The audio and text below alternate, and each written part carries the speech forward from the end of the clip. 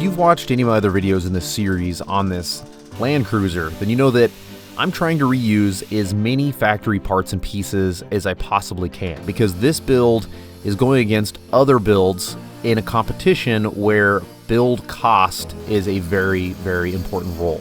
That said, the factory rear lower control arms need help. Just as soon as I saw these, whenever I bought the rig, I was like, oh, those are not big enough tube in order to take a good hit from a rock. So we're gonna beef these up in a way that's gonna make them rigid enough that they can withstand some trail abuse.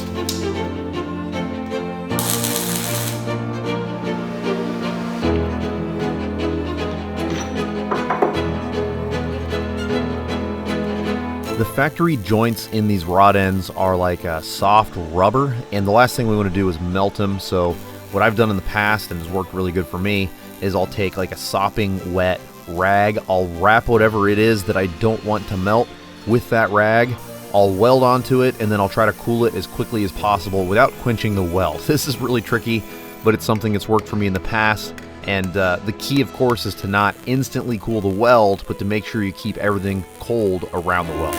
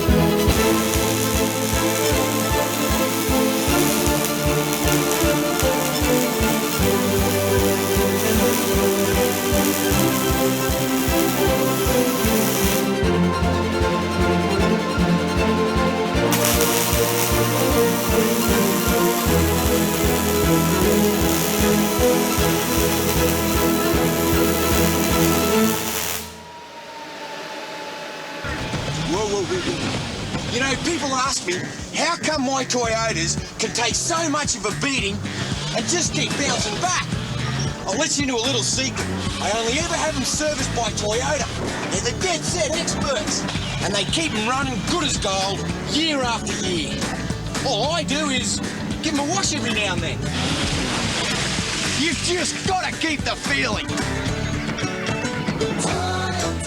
This is a beefed up factory link. The reason I decided to do it this way is because a Barnes 3-link kit is by far our best option for the back there, but it's a lot more time to install. You have to have a lot more expertise to install, which we could totally do. But this isn't like a broken system. This suspension already works really well, and I want to be able to save money where I can. Beefing one of these up is a super inexpensive mod. I would guess if I added it all up, this is probably like $30 worth of steel and a few hours in the shop, and now we have a link that I'm not worried about bending.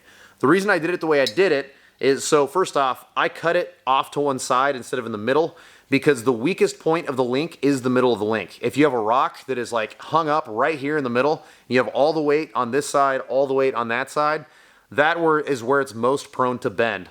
So if we cut the factory link in the middle, that factory link is not helping at all in resisting the bending of this tube. So if we just offset it a little bit, then the weakest point now has that factory link going all the way through it.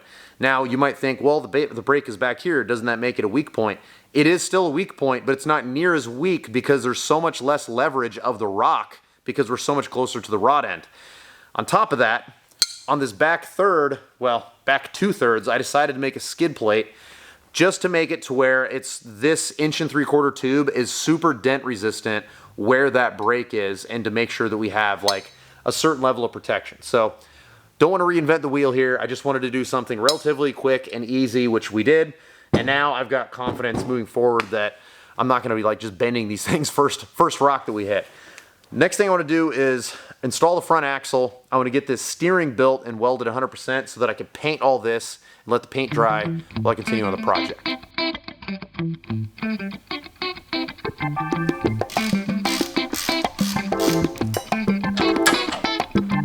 In the the last episode, I drilled the holes and the steering arms on the axle so that we can run 3/4 inch hardware through the Barnes 4-wheel drive steering kit, and now we need to do the same thing to the pitman arm.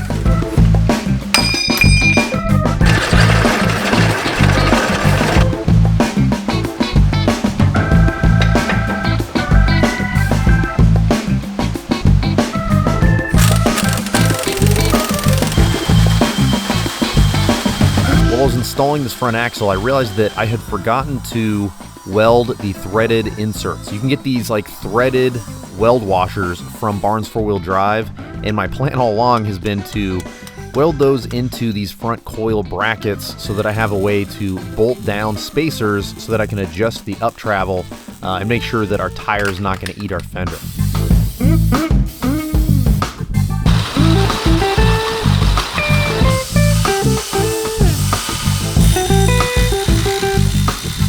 Next, I want to install our Fox shocks, and I chose these shocks for a couple different reasons. One, I save money on our budget because this is an elite partner through the ONX partner program, which means that if you're an elite partner or elite member, you save a bunch of money, and that's really good for us whenever build costs are so important. But this is also a bolt-in replacement shock that has more down travel, and that's very important to me because we are slightly limiting our up travel front and back, and I want to be able to make up for that with a little bit of extra down travel. From shocks, I'm going to move my way to brakes, and in this instance, we're going to use just off-the-shelf auto parts grade calipers, and the same thing with the hoses, just stuff that I got off the shelf from a parts store down the road. Then we're going to install the one upgraded brake component that I really, really believe in after using them for the last few years, and that is power stop rotors, power stop pads. The biggest performance increases that I've seen with these items specifically is its ability to stop in water crossings and its ability to reduce brake fade going down really long hills. Both of those are really important to me, especially in a truck like this where we're using much bigger than factory tires, but we're still using the same sized factory brakes. I want to make sure that we are safe if we're stopping down any steep grades in Colorado.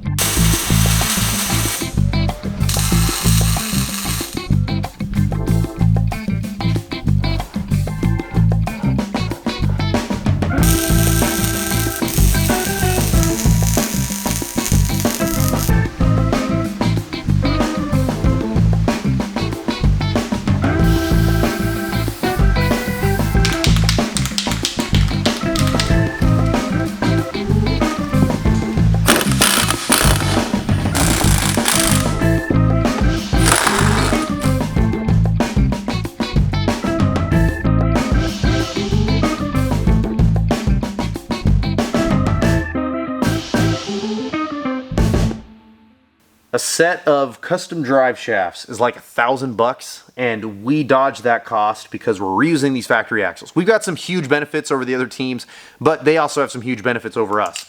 These drive shafts are going to be plenty strong, and they're $0. That's nice. We replaced all of the OEM brake hoses, and because that would be like a maintenance cost, that doesn't come out of our budget. That's another really big advantage. I just went down to O'Reilly, ordered OEM or just bought them right off the shelf, OEM brake hoses, and we don't have to have any custom brake lines made. That's a huge part savings. I'm not having to upgrade our master cylinder because we're not swapping to 1-ton axles. Instead, we're throwing a performance brake kit from PowerStop at this thing. It's already got good size brakes, and if we were going to do 1-tons, we would then have 1-ton size brakes, which means we then have to do 1-ton size master cylinder. And, you know, I haven't actually looked at the size of the brake lines in these, but in rare cases, you even have to rip out all of the hard line and go to a bigger size, depending on what it is. And that's a rare case, but sometimes that is the case. We've got some big advantages over the other teams when it comes to some of this stuff. We also have some giant downsides.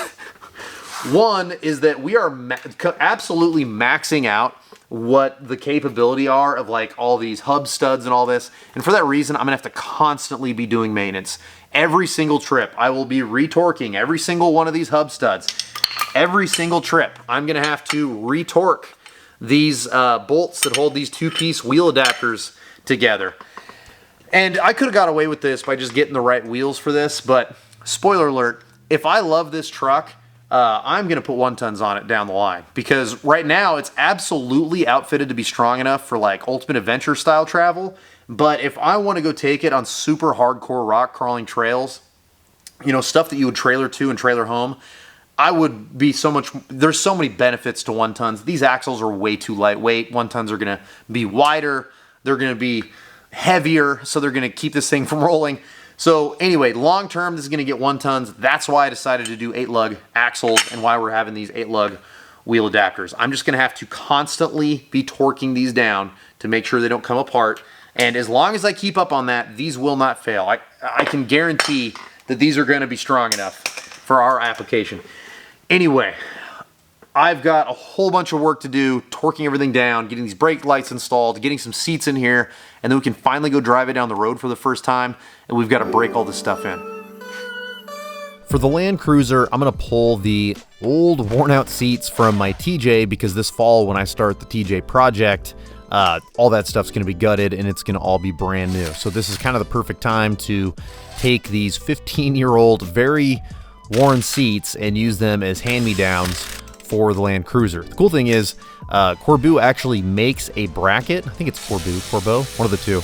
They make a bracket that bolts their seat directly into the seat bolt bracket holes that are in the Land Cruiser 80 series. So it made installing these seats into this vehicle extremely easy.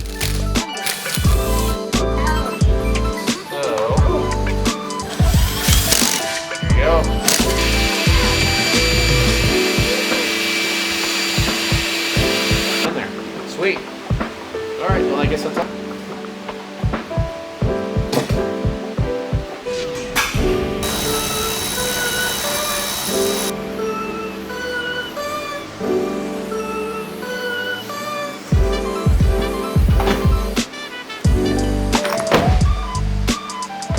The next thing on the docket is going to be a switch panel and then wiring in our AirB twin air compressor. I bought 2 different switch panels. I was hoping all I would need is 6, and then once I actually started adding it all up, I realized I needed an 8. I like the style of the box in this 6-gang switch panel, but I need 7 switches because I decided that I want to wire the winch controls directly into this panel. That'll be something I do in the future. So for that reason, I've just got a switch panel, which I will have to add some relays to on a couple of these different things later. But for now, this will at least get it to where we can turn our lockers on and off and turn the compressor on and off. For the compressor, I decided to go with the AirB twin because it is going to be able to control our lockers, but also air up our tires. And as far as I know, I think that being able to air up and down is a UA requirement, so I don't think that the air compressor counts towards my budget, but whether it does or not, it doesn't matter. I need a quality compressor, and this is what we got.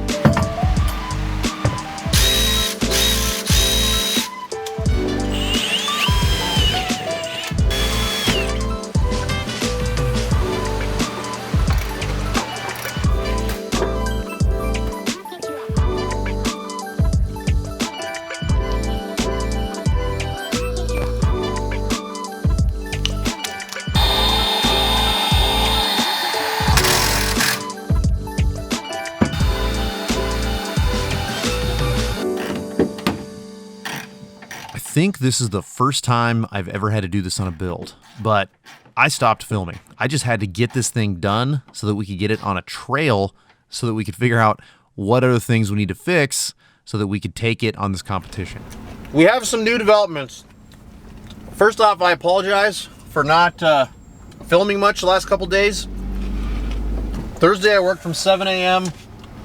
to 9 p.m. Friday, I worked from 7 a.m. to 1:30 a.m. That was yesterday. This morning, I woke up early, buttoned a bunch of stuff up in this, just small stuff. It was not really that entertaining anyway. Like, why is this brake line leaking? And then I reseat it and it stops leaking. It takes so much longer to do that stuff when you're filming. I wanted to cut to the good stuff. We're headed to Natchez right now. We're gonna go wheeling. We're gonna go camping with my friends. We're gonna try to have a good time. See if this is a Rocklander. I can tell you right now, on the street, I'm loving this thing. Because we barely lifted it, the suspension, everything rides so similar to stock. It's just a little bit, I don't know, I would say it's softer. It just rides a little bit nicer with these Fox shocks over the factory ones. And I'm hoping that today we're gonna get up into some rocks and we're gonna get to test it. This rides so much better than I would have expected. I don't know what I expected, but I think just airing down a good set of 39s with some brand new Fox shocks, and it's a good recipe. My buddies and I are going to head out about 2.5 hours from where I live to a place called Natchez. And we're going to start at the bottom of the road down at 410, and then you just keep climbing and climbing and climbing. And as you go up, you get to a spot called the Little Rubicon. And it's not a Little Rubicon. It basically just kind of has the Rubicon vibes, like alpine-y. It even kind of smells similar. But this is a really good, mild test run to just make sure that everything goes forward, everything stops when you want it to, and loosen up any bolts, make it to where we can re-torque everything before our big trip next week.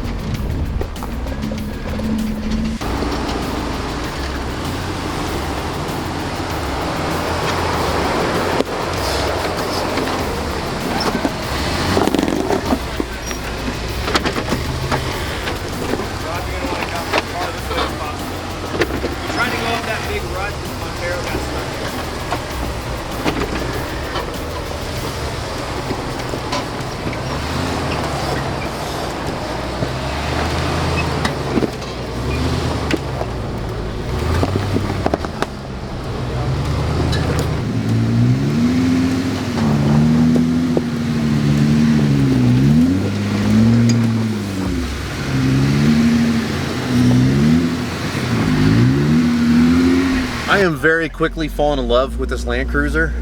Its driving characteristics, the way I'm seated in here, actually it's really good with these seats because they hold you in. And these aren't high-end seats or anything. These are like entry-level off-road seats. But it's all just working together really well. I think I'm gonna stop here because I wanna get some shots outside of me going through this rutted section. We'll see if we can get this to flex, maybe hang tire somewhere.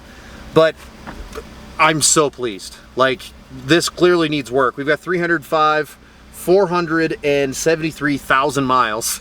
So it's pretty worn in, but I have a feeling that as I slowly massage out all the weak points and replace a bunch of the old worn out stuff, this might be my go-to wheeler. I love this right now. I'm having such a good time. Now, odds are we're gonna break something on this trip. I mean, it's a brand new build and it's 100 years old. At least it feels like that. But I'm happy in here, like really happy. So I'm gonna wait for my buddies to catch up. We'll set up some cameras and go through this rutted spot.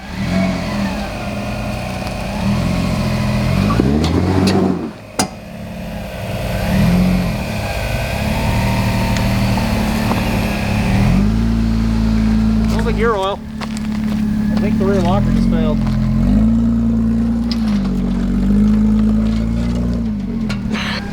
Maybe you'll get lucky and it's just the connection going in.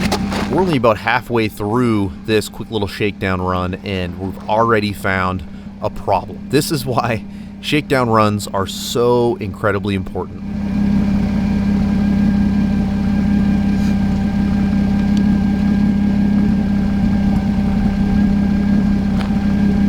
Damn. I think it's internal. Internally leaking? Yeah. Will you hit that rear locker switch for me real quick? Yeah. Keep the camera rolling.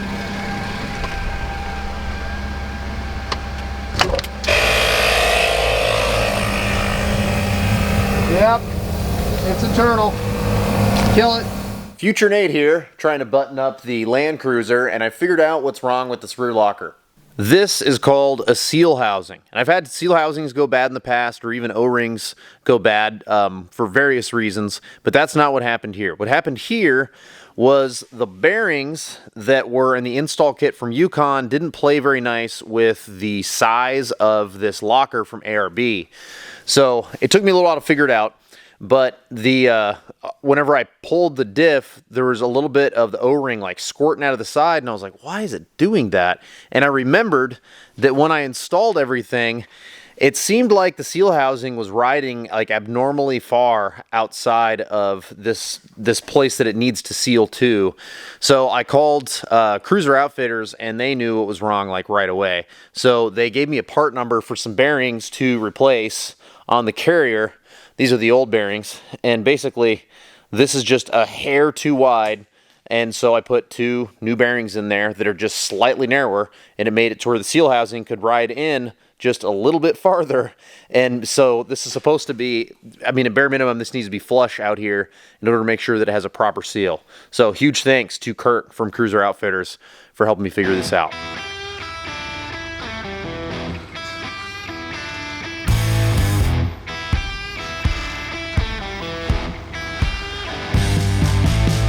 Unfortunately, we no longer have a rear locker, but we do still have a front locker, and it's dry outside, so there's lots of traction. I mean, where you can find it. I mean, there are places where it's kind of loose, so it's easy to move the stuff around with your tires, but outside of that, it is an absolute beautiful day. Trail conditions are perfect. It is a little warm. It's like 94 degrees or so, but we're just kind of slowly working our way up this mountain.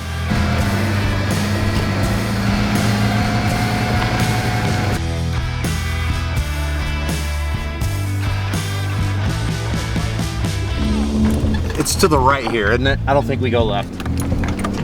Buttoning up the last couple details on this Land Cruiser before we hit the road put us back like, I don't know, 6 hours. We didn't leave a city until like 1 o'clock, so we are in a little bit of a hurry today, but we're doing our best to try to soak it in because days this perfect are just far and few in between up here.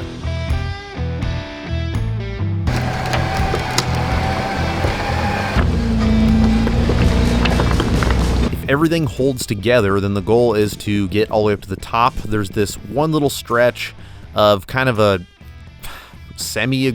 we'll call it a passive-aggressive rock garden. It's not really that aggressive, but it's loose enough and it's uphill enough that it can be a real challenge if you don't take just the right line. And I have a feeling that because I don't have a rear locker, I'm going to have to drive absolutely perfect in order to make it up without pulling cable. Man, this truck is long.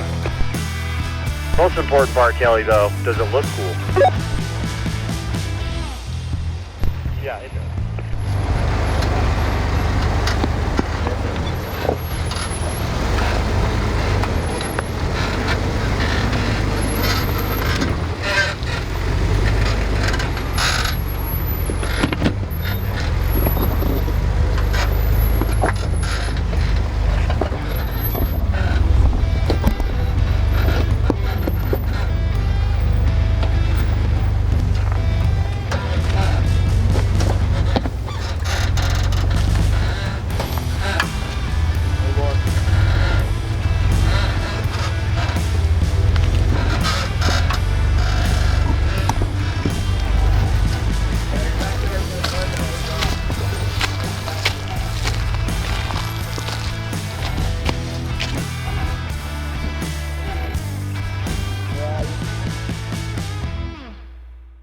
Kelly's truck absolutely walked up this for a couple of reasons. One, of course, is that this is just not that hard of an obstacle. I mean, there is some big boulders in the way, and it's loose enough that, you know, you can choose the wrong line and get hung up pretty easily, but at the end of the day, it's just not that challenging, and his truck is really tall. He's got a mile of belly clearance, whereas we don't have that. We only have a 1-inch lift, and just to stuff our 39s on there, because I wanted it to be ultra stable. And the con of that style of building technique is that you're going to have a little bit harder time in the rocks. The good news is, with the right tire placement and good spotting, you can still absolutely navigate around or through or over these hard obstacles, but it's just another variable that we have to consider whenever we choose our route.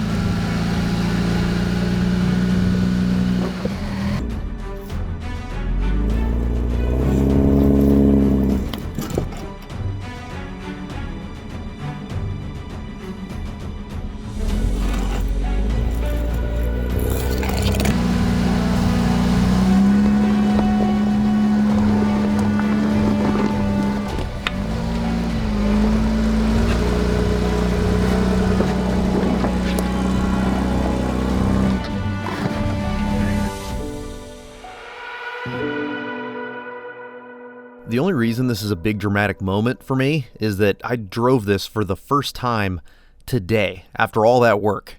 And it seemed to hold together, which is awesome, but we did pick up a little bit of body damage. We need to check this rock here, Nate. What do we see?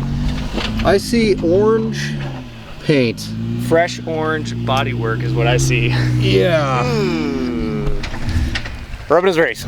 Sucks. I wish I would have got the rear bumper done in time because I'm wrapping it around to protect those lower chunks that hang down, but it is what it is, man. It's I mean, this thing's gonna get many more dents than that, that's for sure. Today was way too short, but we did exactly what I wanted to do, and that's just kind of shake everything loose so that we can re-torque everything before our big trip. And I'm going to talk about the rest of the aspects of the vehicle. There's some basic storage stuff, some onboard air stuff, and then I can finish a whole bunch of small jobs. We'll have one big final look at what this looks like in its final form, and then send it off to go on this competition. For airing up, we're going to be doing the AirB Twin. I've got a bunch of compressors and I love CO2, but I have the AirB Twin in my wife's Gladiator, and it's nice just having reliable air. And I've never been one to mount air compressors in vehicles just because they're loud. Well, inside I should say. Under the hood, yeah. But after doing it in my wife's Gladiator and having it set up that way, I kind of prefer it now. It keeps the compressor nice and clean. And this is tucked out of the way enough that I think it's a good spot. It's going into this manifold, and on the bottom of the manifold, it's got the two solenoids for the front and rear lockers, and then on the top of the manifold, there's an air kit, which makes it to where we can just plug right in and air up tires. So I'm really happy about that. There's a cool thing that is in the back of these Land Cruisers that I didn't even consider until I was looking for a place to put spare parts. This rear quarter has this awesome little storage compartment that is perfect for extra bearings. So the bearings that we pulled off of like the front and rear hubs are completely good. So I just cleaned them up really good, repacked them with grease, put a big dollop of grease in the middle of both, put them in Ziploc bags, and then vacuum sealed them. And then I've got spare seals. I saved a whole bunch of the studs in case I do like rip a bunch of studs off of a hub or something like that, and I needed to figure out a way to limp home. I've got a bunch of the stock studs in here. I have like wads of paper towels and like gloves and different things like that. So I'm really digging the basic ergonomic design back here, but it's a big junk drawer. Clearly in the future I need to figure something out. I liked sleeping in here last night, so maybe what I'll do, what would you do? Would you put rear seats in this thing and make it like a family like crawler?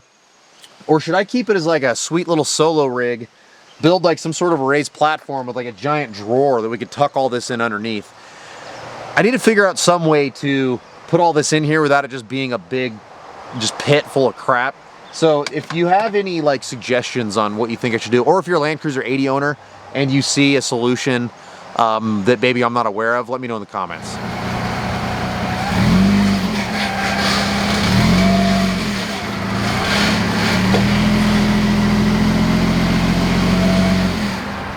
What do you think? I dig it. I think that it's a looker.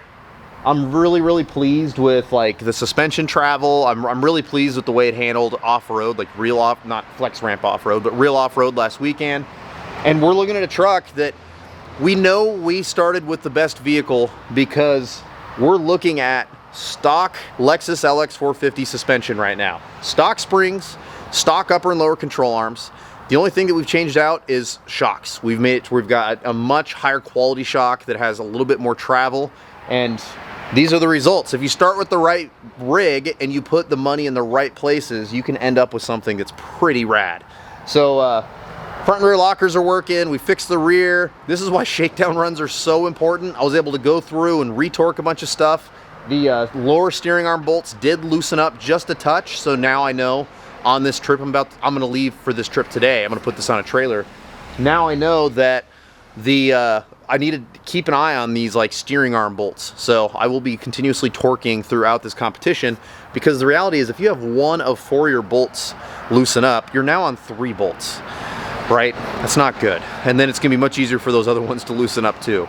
So if we can keep an eye on all that stuff, if I can drive it nice, if we can not be too proud to use the winch here and there, this is going to be an outstanding rig. On-road, off-road, camping. I'm sure you guys can hear the busy street. I'm here at Chaotic 4x4.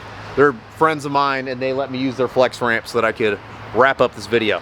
Now, the final thing that I know everybody's gonna wanna see is definitely cost. How much did all of this cost? So I'm gonna give you two prices. We're gonna give you the official price that I'm turning in for the competition, and then the actual price without any exclusions at all, like winch included, everything included, for those of you that are curious on how much it costs to build something like this yourself. I lied and I didn't mean to. So this is about to go on a trailer right now, then I can shower and get out of town, but the cost is all gonna be on the ONX channel. We've all submitted like Excel sheets and stuff to Ian. He's gonna go through everything, then we're all gonna judge each other's costs to make sure everyone's fair, and then the costs of each build will be announced on the ONX channel, likely in the last video. So, well, I say likely, definitely in the last video, the final video, the competition.